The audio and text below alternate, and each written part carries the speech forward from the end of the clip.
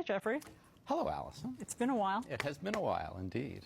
I feel like we should address what's happened in the months since we've seen you, since some of our viewers may not know what has happened. So I guess I'll recap. I'll do the honors. Help yourself. Okay. In October, you were on a Zoom call with your colleagues from the New Yorker magazine. Everyone took a break for several minutes, during which time you were caught masturbating on camera. You were subsequently fired from that job after 27 years of working there. And you, since then, have been on leave from CNN. Do I have all that right? You got it all right, sad to say. Okay, so let's start there. Okay. To quote Jay Leno, what the hell were you thinking? Well, obviously, I wasn't thinking very well or very much, and it was something that was inexplicable to me. I think one point, I wouldn't exactly say in my defense, because nothing is really in my defense. I didn't think I was on the call. I didn't think other people could see me. You thought that you had turned off your camera? Correct. I thought that I had turned off the Zoom call. Now, that's not a defense. This was deeply moronic and indefensible, but I mean that is part of that is part of the story.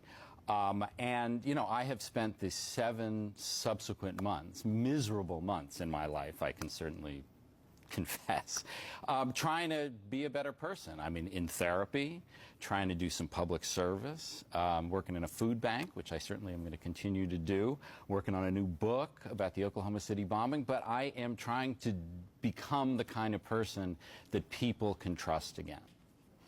I'm sure you've replayed that embarrassing moment over and over many times. Have you ever thought about what it must have been like to be on the receiving end of that Zoom call? Well, I haven't just thought about it. I've spoken to several of my former colleagues at The New Yorker about it, and, you know, they were shocked and appalled. I think they realized that this was not intended for them. I think they realized that this was something that I would immediately regret, as I certainly did.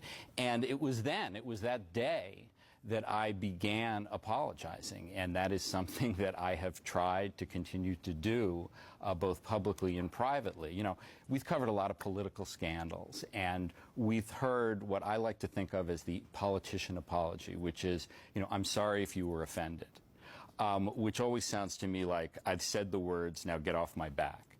That's exactly what I've tried not to do. I mean, I have tried, and I'm trying now, to say how sorry I am.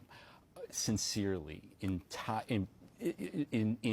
all seriousness. Above all, I am sorry to my wife and to my family, but I'm also sorry to the people on the Zoom call. I'm sorry to my former colleagues at The New Yorker.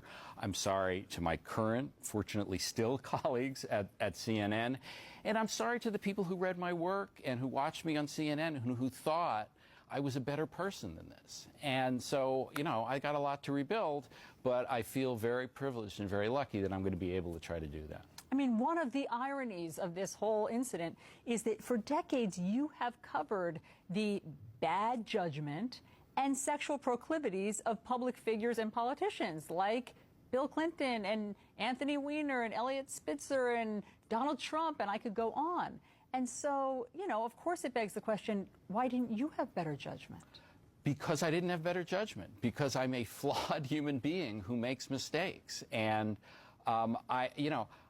there is no defense for my conduct. The only issue is what should be the consequences. And The New Yorker made one decision about the consequences. CNN made a different decision, fortunately, for which I'm very grateful. But I am not going to come up here and like split hairs and try to come up with justifications or explanations. It was wrong, it was stupid, and I'm trying to be a better person. I do want to get to what the New Yorker decision was and the consequences. So after you had worked there for 27 years, you were fired, they said, after an internal investigation. And in an internal memo, one of the executives there said, I am writing to share with you that our investigation regarding Jeffrey Toobin is complete, and as a result, he is no longer affiliated with our company. Do you know what else they found? I do, actually. I was told very specifically by the people involved that They looked at my entire career at the